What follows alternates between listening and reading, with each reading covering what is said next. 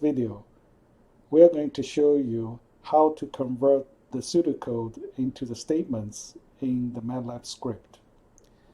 Here is the head comment. I have copied the pseudocode here in the script editor. Now let's start the conversion. The first step is to input the numerical vector to the variable data vector. We're going to use the input function.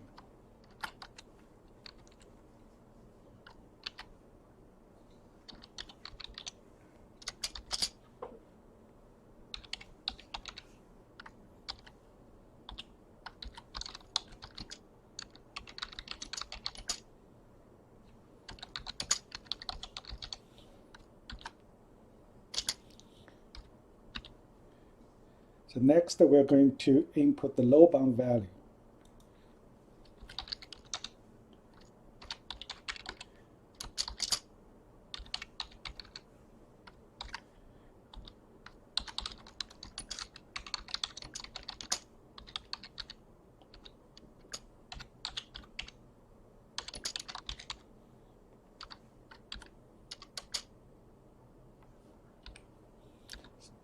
So keep in mind that you need to put the semicolon at the end of the statement.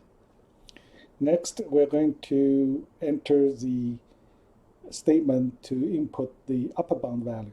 So in this case, I can actually do a copy paste because most of the statement is the same. So I will need to change this variable to upper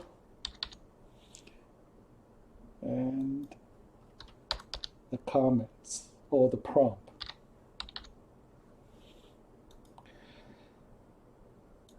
Alright, so the next step is to iterate through the data vector using the for loop, and for each value in the data vector we're going to do the following.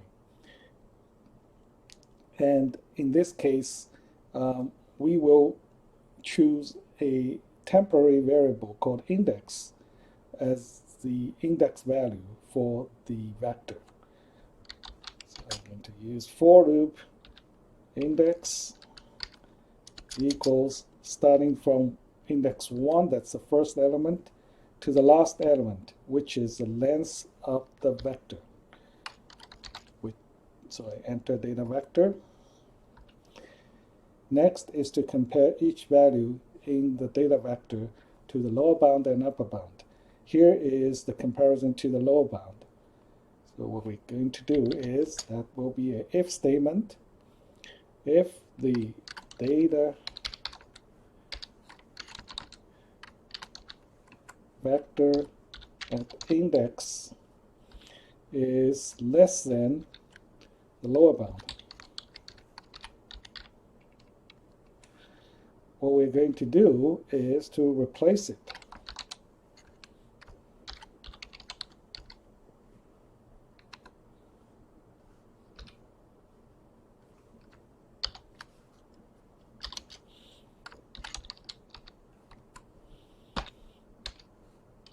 We'll close the if statement.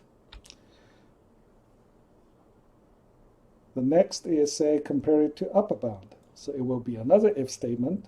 It will be very similar to the one I just entered. So I can do the copy paste and make some addition.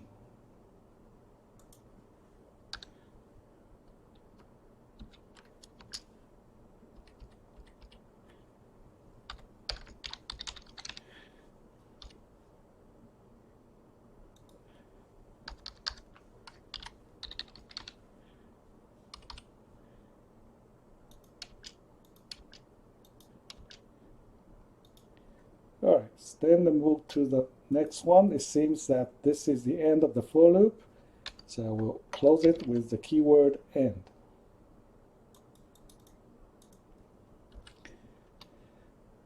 So last, we're going to output the value in the updated vector data vector.